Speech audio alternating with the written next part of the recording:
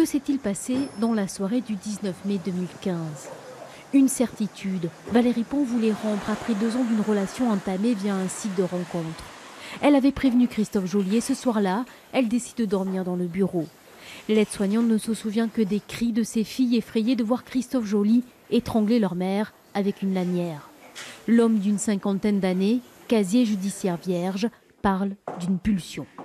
C'est effectivement le débat de ce dossier, c'est-à-dire les conditions dans lesquelles le geste a été porté, manifestement dans un contexte de saturation et de manque de réflexion, incontestablement, et puis ensuite le fait qu'il ait arrêté ce geste qui me paraît être tout de même fondamental sur l'état d'esprit qui est celui de M. Joly.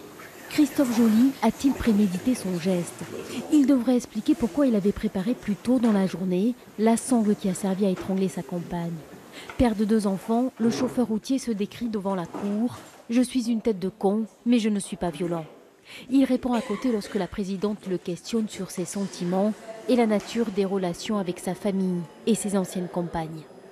C'est effectivement ce qui nous a beaucoup marqué ce matin, très détaché et tout à la fois très obnubilé par Madame Pon.